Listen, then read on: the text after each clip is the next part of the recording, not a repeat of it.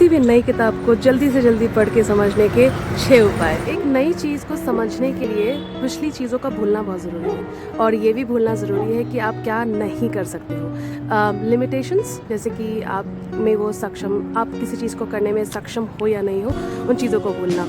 आपने अब तक जो सीखा है, समझा है, उन चीज़ों को भूलना ताकि आप कोई नई चीज़ ग्रास्प कर सको। एक छोटा सा बच्चा बहुत जल्दी समझ जाता है चीज़ों को करना, जैसे भाषा को बोलना, जैसे साइकिल चलाना या फिर चलना अपने पैरों पे।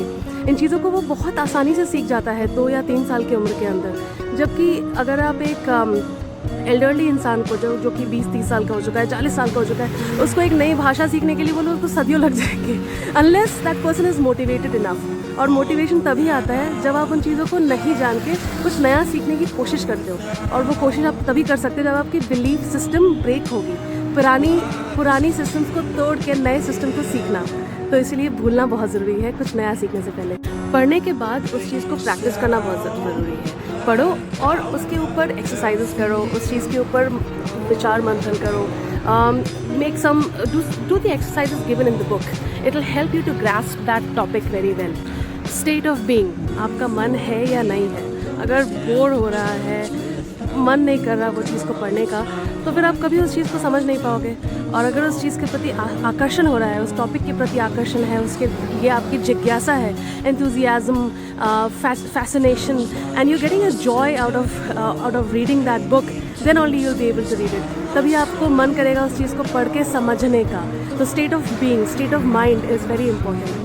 बुक पढ़ने की मोटिवेशन इंक्रीज़ करने के लिए अपने आप से पूछिए कि ये इन्फॉर्मेशन आप कैसे यूज़ कर सकते हैं अपनी लाइफ में, क्यों यूज़ करना चाहते हैं और कब इस बुक की इन्फॉर्मेशन का इस्तेमाल हो सकता है आपकी लाइफ में। पढ़ो और सिखाओ।